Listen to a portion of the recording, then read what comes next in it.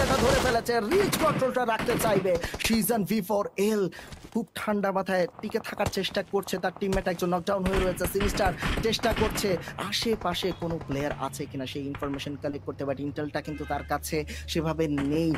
ডিজানের পজিশনটা সেভাবে রিভিল হয়নি, ডিবিএস নিয়ে কিন্তু অবস্থান নিয়ে রয়েছে এবং সেই অবস্থানে থেকে A1 eSports এর একটা প্লেয়ারকে যদি এলিমিনেট করতে পারে তার কাছে কিন্তু একটা পয়েন্ট চলে যাবে এখান থেকে।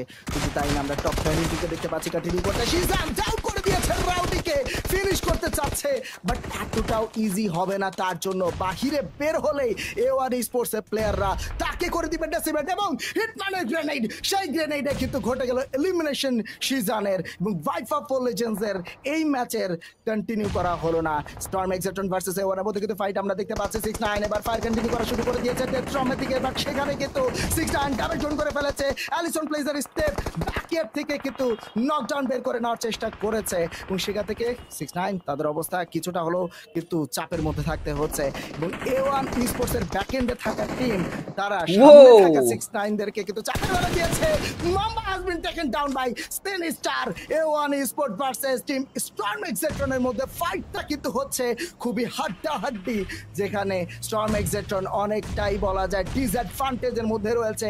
রিচ অ্যাডভান্টেজটা কাজে লাগানোর চেষ্টা করছে বাট ইউটিলিটির সামনে কিন্তু তাদেরকে অনেকটাই সাপ্রেসড হয়ে থাকতে হচ্ছে, জোনটাও তাদের কাছে নেই। এ যেন ফার্স্ট ম্যাচের অপোজিটটা আমরা দেখতে পাচ্ছি। ফার্স্ট ম্যাচে A1 eSports জোনের ডিসঅ্যাডভান্টেজ ছিল, এই ম্যাচে কিন্তু স্টর্ম এক্সাটন ডিসঅ্যাডভান্টেজে রয়েছে। 90 ডিগ্রি চলে আসলো এক্সপোর সাথে ফাইট, সেখানে কিন্তু 90 ডিগ্রি এলিমিনেশন ঘটে গেল। একে একে স্টর্ম এক্সাটনের প্লেয়ার কিন্তু হয়ে যাচ্ছে ডাউন।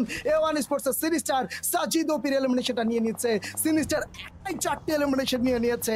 ডেথ স্টর্ম তাদের কাছে কিন্তু মোট 5টি এলিমিনেশন পয়েন্ট চলে আসছে।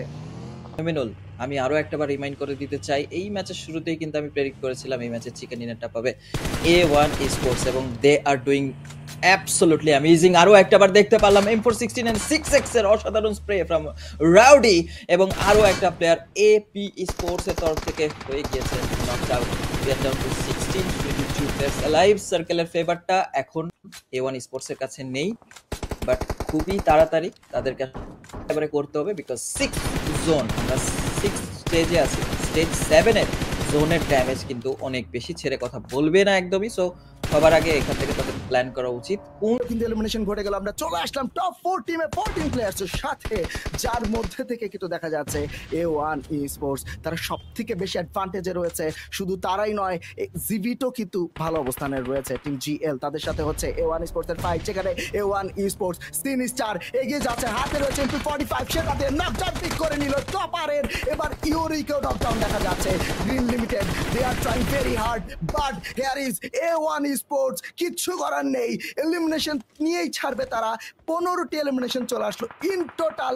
A1 eSports they are in a dominating final ব্যাটলটার জন্য এবং দেখতে পেলাম ডেথ স্টর্ম সেই কাজটা সহজ করে দিল সিনিস্টারের জন্য, বিকজ দেখতে পাচ্ছি টিম জেভিটের একটা প্লেয়ারকে করে ফেলেছে knocked out. HRX is knocked out, this is the time to push.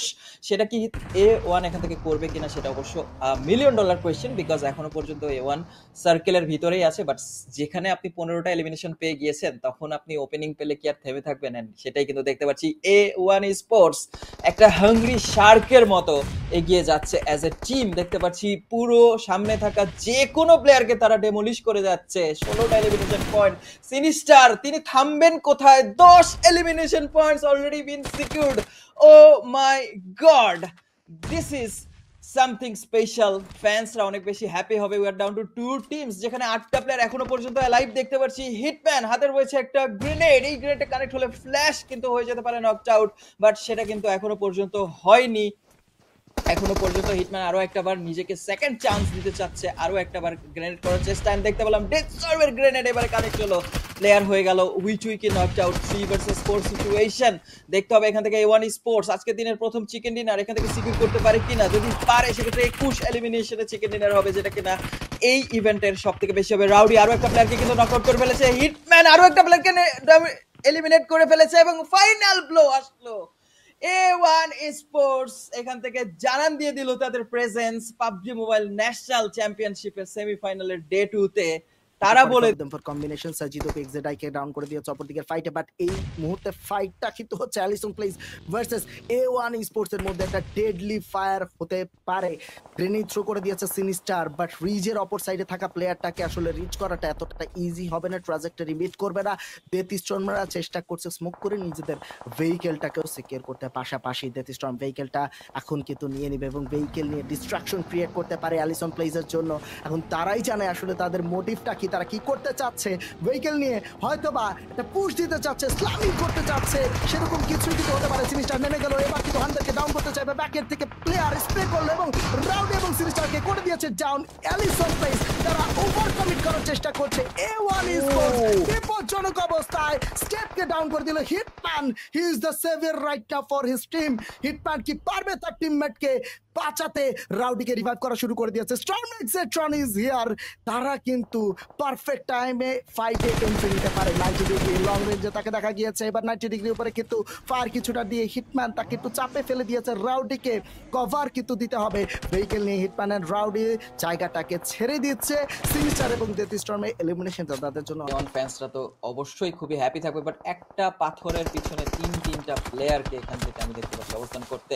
Machine from V4L এবারে সেই মেশিন মোডকে চ্যালেঞ্জ দিতে পারবে কিনা? The answer is no. এখান থেকে কানেক্ট হলো একটা হেডশট ফ্রম হিটম্যান এবং আরো একটা প্লেয়ার হয়ে গেল নকড আউট। ওখান থেকে মাহফুজ ট্রাই করছে এখান থেকে নিজের রিফ্লেক্সটাকে এখান থেকে আসলে কাজে লাগানোর, বাট সেটা কিন্তু এনাফ হচ্ছে না। হিটম্যানের কাছে হিটম্যানের সাথে কোনোভাবেই পেরে উঠছে না। ব্যাক টু ব্যাক ড্যামেজ কিন্তু দেওয়া হচ্ছে, বাট জেভিটের উইটুইকি স্লোলি স্টেডিলি সে কিন্তু কোপ আপ করে ফেলেছে, চলে এসেছে ক্লোজে হিটম্যানের এবং এটা কিন্তু একটু বদার করবে হিটম্যানকে, বাট সে কি পারবে এখান থেকে উইটুইকিকে এলিমিনেট করে আরো একটা এলিমিনেশন পয়েন্টস নিজের নামে সিকিউর করতে? Already he is in a rampage. দেখতে হবে আনস্টপেবল সে হতে পারে কিনা, বাট তাকে এখান থেকে থামিয়ে দিবে কে? None other than the Titans fight Storm এক্সেট্রন ভার্সেস A1 স্পোর্টস এর মধ্যে। সোলো ছিল fight momentum. Mamba versus rowdy.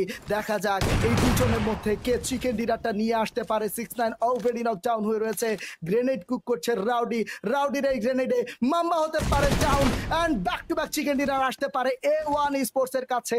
Ridge advantage, cover advantage কিন্তু রয়েছে মাম্বার কাছে, বাট রাউডিদের অ্যাগ্রেসিভনেস সেটা তাদেরকে অবশ্যই এগিয়ে রাখবে। স্টর্ম এক্সেট্রন এই ম্যাচটা অনেকটাই ঠান্ডা মাথায় ক্যালকুলেটিভলি কিন্তু চালিয়ে গিয়েছে, বাট A1 স্পোর্টস তারাও কিন্তু সেটাই করতে চেয়েছিল, বাট একটু ওভার কমিট করে ফেলে, অ্যাগ্রেসিভনেসটা বেশি হয়ে যায় তাদের মধ্যে থেকে, সেই কারণে কিন্তু তাদের প্লেয়ার লুজ হয়। বাট এই মুহূর্তে কিন্তু solo v solo momentum. Mamba he has been explode by rowdy. Spot করে নিয়েছে রাউডি। শটগানে চলবে। 1 স্পিডে রয়েছে রাউডি। জাস্ট একটা কথা, যে কোনো টিমের চিকেন ডিনার চলে আসতে পারে। What a chicken dinner! Rowdy A1 sports একটা chicken dinner, back to back chicken dinner. What a chicken dinner! One থেকে চিকেন ডিনার মেক শিওর করেছে এগেইনস্ট স্টর্ম এক্সেট্রন মাম্বা।